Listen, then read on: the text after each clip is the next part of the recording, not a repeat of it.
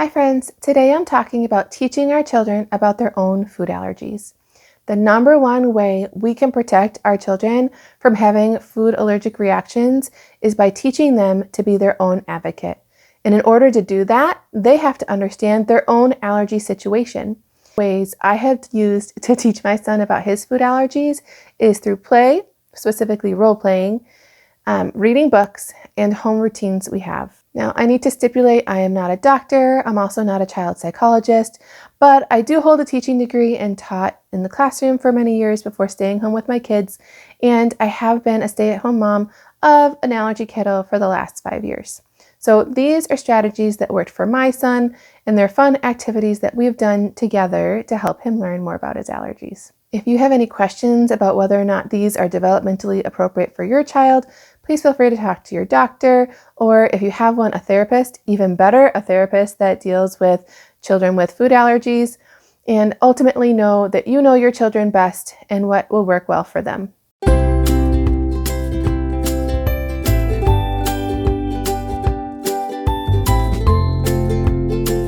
After many minor food allergic reactions, as well as facing food trials to see if things were safe, including the pandemic and all of those pesky nose swabs we had to do at the doctor's office, my son really developed a strong fear of going to the doctor. And that was something that we really needed to focus on because, as allergy families know, our kids go to the doctor more than most. And so throughout the last year, it is something that we've really focused on helping him overcome his fear of going to the doctor, as well as learn more about his food allergies so that he would be prepared going into school this fall. Some key things to note before we get into specific activities. I try to always keep these activities short, positive, and not too frequent. I want him to have an understanding of his food allergies, but I also don't want to be so focused on it that he becomes really anxious about it all the time. So by keeping these lessons positive and focusing on what he can eat and what we will do in certain circumstances, it's helped him to have a positive mindset and to feel empowered with this knowledge. I recommend taking cues from your child and what they specifically need. There have been seasons where I've done more lessons than others, especially when my son was first learning about safe versus unsafe foods.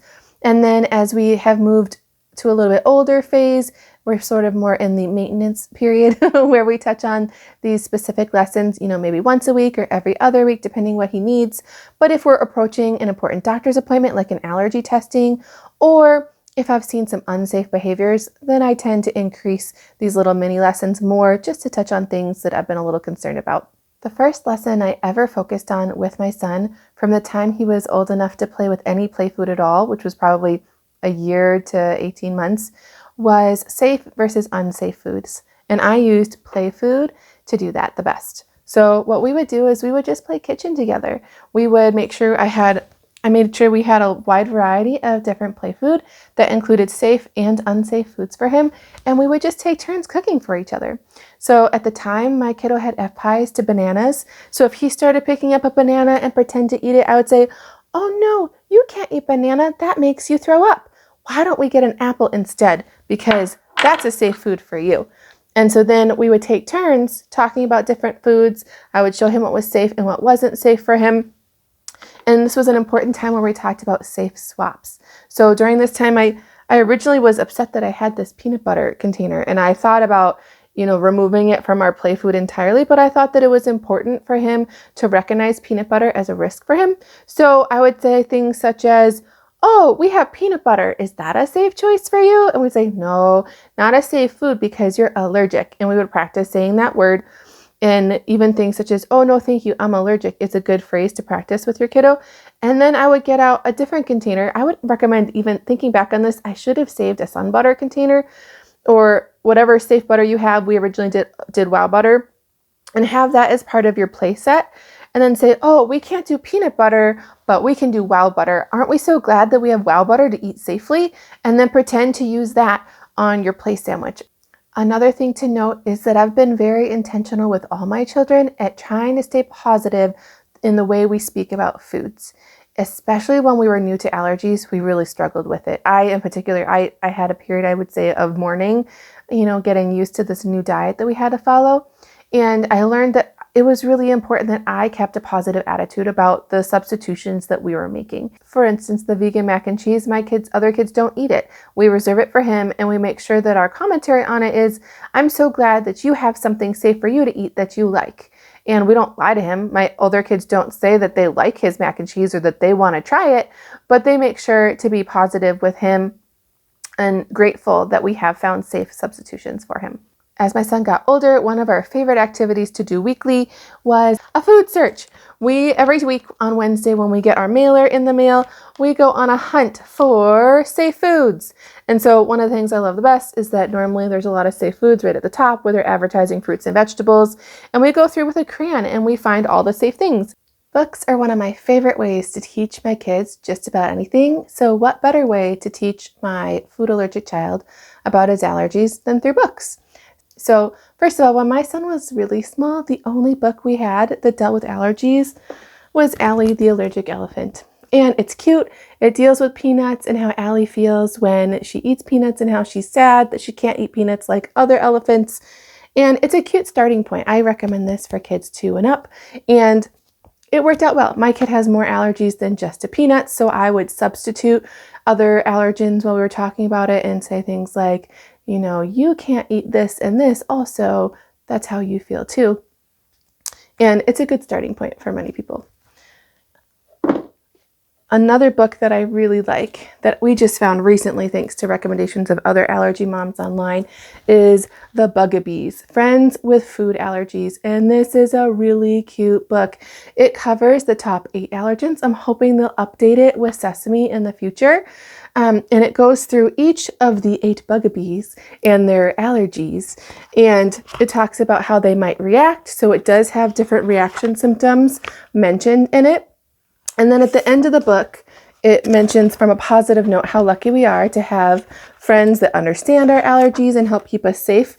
And then there are also these great talking points. So they go through each of the top 8 allergens, and there's like a little quiz section you can use with your kids about what foods would be safe for a person with different allergies. And my son just turned 5. He really liked this book. I would say the part at the back where you're identifying different safe versus unsafe foods might be a little hard for really young children, but it's a really awesome book, and I would highly recommend adding it to your not classroom library. If you're a teacher at classroom library, but for your home library too. Another book I just discovered recently that is published by an allergy mom is this one, I Can't Have That, I Have Allergies. And this is really well done. It's about this cute little hedgehog who keeps encountering her friends as they're getting ready to go to a party, and she's feeling left out because she can't have all the tasty foods. She practices telling her friends why she can't have the foods and saying, I can't have that, I have allergies, which is a great reminder for all of our allergy kiddos. And then at the end, the best part of this book is at the very end, Hedgehog realizes her friends threw an allergy-safe party so that she could be a part of it. And the inclusiveness of this book is just awesome. So it identifies that our kids want to participate in events with other children. My favorite part too is it says, we asked your mom, she checked all the labels, and you can eat anything at these tables. So I really love that it reiterates the need to talk to your mom first before you eat new things, and how they read the labels to make sure they were safe. So this is a really cute new book that you can get on Amazon that deals with allergies. Another book, this one we just recently got when we were researching this video, and so we borrowed this from my library. You can purchase it on Amazon also, but if your library has it, what better way to go? So it's called Following Special Diets. It's a nonfiction picture book that it has relatively simple pages compared to the other cute stories, but it goes through all sorts of different medical conditions that would make it so that a child couldn't follow a standard diet. This book deals with food allergies, having celiac disease, diabetes, and being a vegetarian. And I thought it was really important that my child realized that there are more conditions than just food allergies that make people follow special diets. And he really enjoyed this book a lot more than I thought he would. So if your library has it, I highly recommend you check it out. Lastly, there are some other cute books that I don't have with me, but I know that Daniel Tiger's Neighborhood has a book about allergies that is pretty cute. It talks about his peaches allergy and making sure that you talk to an adult if you aren't feeling well as not trying new foods without asking your parents first. So that is another cute one you can look into. Before we go to doctor's appointments, also this isn't specifically food allergy related, but I like to just bring up different children's books that have positive messages about going to the doctor to help deal with any doctor anxiety my child may be having. And so this Bernstein Bears Goes to the Doctor is pretty cute, and it does touch on being nervous going to the doctor, and we try just to not be overly optimistic. We don't want to be fake. We want to make sure our child knows that being anxious about new things is okay, that all of our feelings are valid, but that we can discuss them and that we can do hard things. So this is another cute one. One way we have helped lessen my son's doctor anxiety is, again, through role play. Now, I know this might not be something that works for everyone. You know your children best in what they are able to do.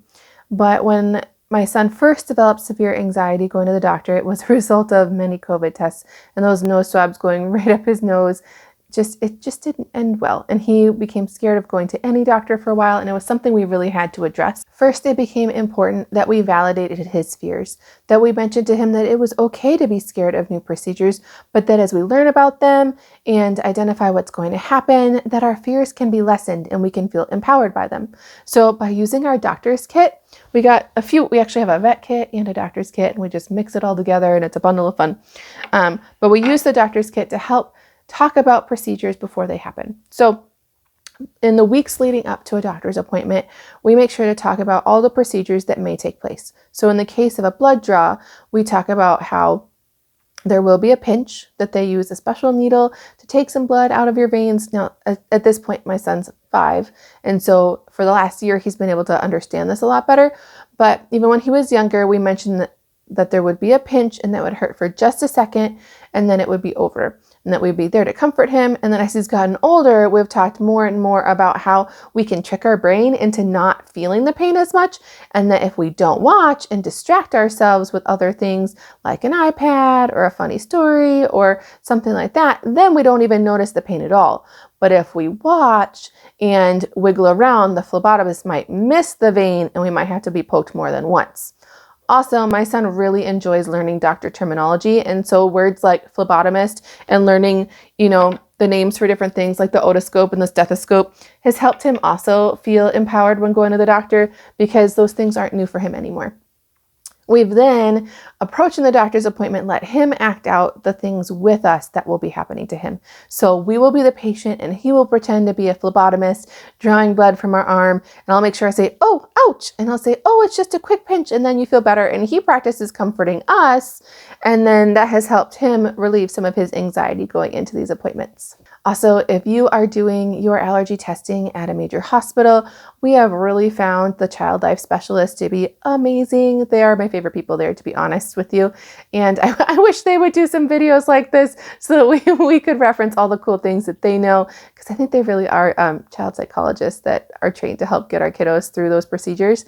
So if your hospital or allergist offers someone like that and you're new to allergy testing, see if maybe they can be scheduled to come to your appointments. I know for our food challenges, we were able to have a child life specialist as well as for blood draws. And they're just helpful, and they help give extra information to your kiddo and distract them during the procedure. And they've been really beneficial to us. So leading up to the allergist appointments, I would be remiss if I didn't mention some TV shows that have been helpful. We have enjoyed watching Doc McStuffins as well as the Daniel Tiger's Neighborhood Allergy episode. Both of those have helped my kiddo just be more aware of allergies and then having a positive mindset about going to the doctor. This next activity might not be for everyone, and it's not one that we've initially done. So I'm going to talk about role-playing an allergic reaction with your child. Now, this is not something that we had previously done before, but it's partially because we had never had to EpiPen our child before. And about 6 months ago, we had an incident where we did need to epi for a sesame reaction when we first identified he had a severe sesame allergy. And prior to this, we had always talked in general terms about how he might feel during a reaction. but I didn't use specific child terminology, and that was a mistake on my part. I didn't educate him well on what he may or may not be feeling.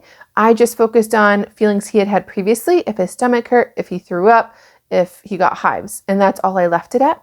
So I highly recommend you look at the link down below. I have links to the FARE website. FARE has a list of how your child might describe an allergic reaction, and I found it super helpful. I recommend you print it out and keep it with all of your allergy information. Maybe give it to your caregivers or your family members that might be watching your child so they can understand better how a kid might describe an allergic reaction. And now we use that information in our role playing with our son to help him identify an allergic reaction in himself. Now, he does not like to role play as being the patient with the food allergies. So that's where his favorite stuffies come in. These are patients, and he likes to use them. And so this is his favorite stuffy, and he uses it as the patient. And then this is the stuffy's mom. And we role play back and forth with each other what might happen with our patient. And so even this morning when I brought up we were going to be doing this, we were almost late to school because he wanted to role play it so badly. But in this case, I use that sheet, the FARE action sheet, not the action sheet, the FARE sheet describing how a child might describe their allergic reaction. And I use his allergens to role play with it. So I might say, oh, Stuffy ate a peanut and he's getting some bumps, hives on his face. Oh, and that was his allergic reaction with peanuts the last time. And we might say things like, oh, he just has one hive right here. So let's go ahead and let's give you some Zyrtec. That's part of our action plan. So again, use your own action plan with your role playing with your child. So our first job is to get Zyrtec and give you Zyrtec to see if that helps. We use our special allergy medicine when you're not feeling well because of a food reaction. And so then we would pretend to get our Zyrtec and we would give it to our stuffy, and then we wait and we watch, just like we would do if we were having an allergic reaction at our house. And then the mommy stuffed animal comes and checks, and then he pretends to be the mommy checking in on the baby, and they talk about it. And then we decide if we're going to keep going with the play or not. And so he and I will say, oh, do we want to go further? Does he need more medicine? And so then in that case, we would continue with our action plan of what we would do if an allergic reaction continues. And so at that point, we would mention some of the other symptoms he might experience. In my child's case, he felt like his throat had something stuck in it, and he said it felt bad from his mouth all the way to his belly.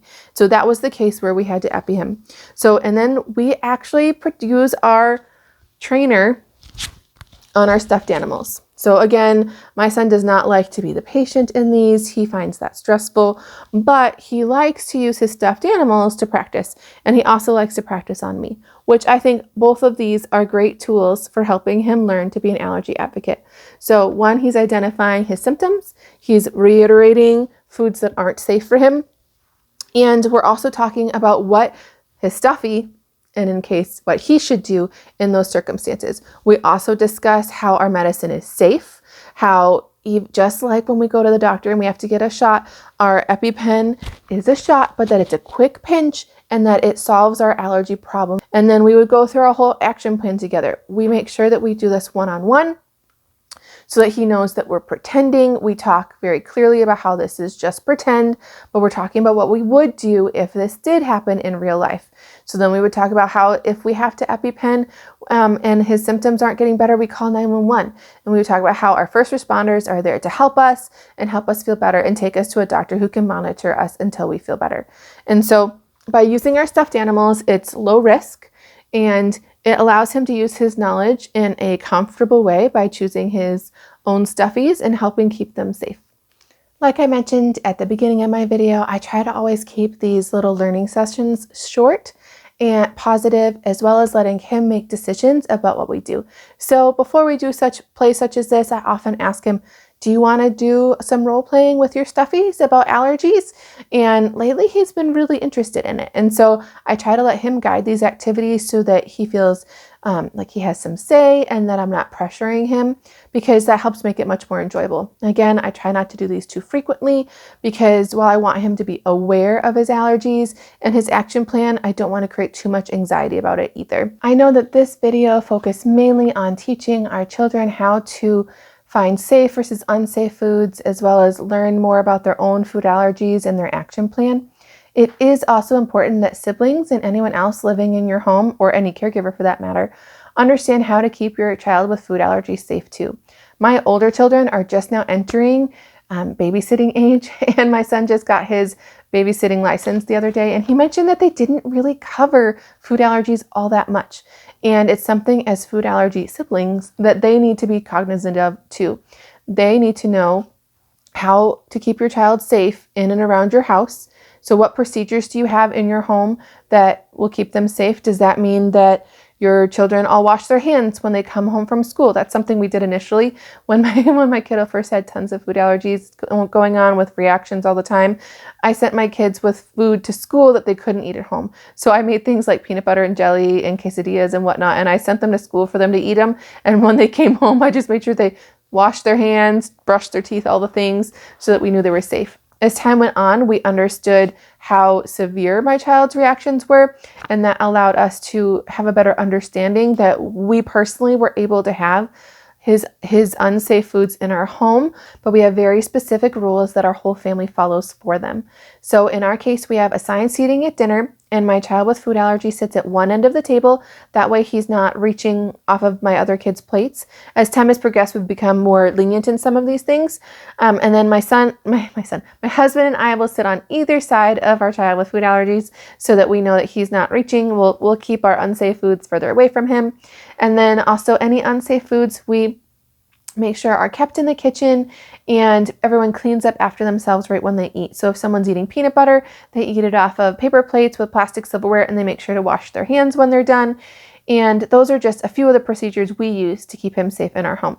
I hope these activities, ideas have been helpful to you. I know it is not an exhaustive list, and if you have other ideas or things that have worked well for you, please leave comments down below so the rest of us can learn from you too.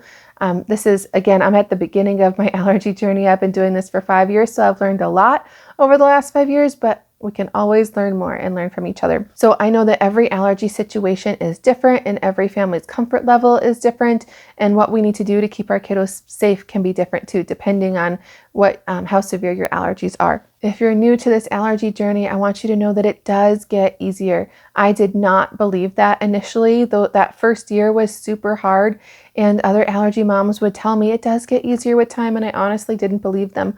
But it does. Slowly but surely, you learn what foods work for your family, what products are safe, what recipes everyone loves and can eat continually safely. And so over time, it does get easier. Please know that you are not alone in this, and that there are communities online you can look to for support, as well as therapists that you can look up to get help. If you're struggling with your own anxiety, it is really important for all of our mental health to have a safe community where we can talk to when we're struggling. If you find this allergy-friendly content helpful to you, would you please like this video and subscribe, because that does help other allergy families to find my videos too. Please know that you can still have your happily ever after, even with your food allergies. Thanks so much for watching. Bye.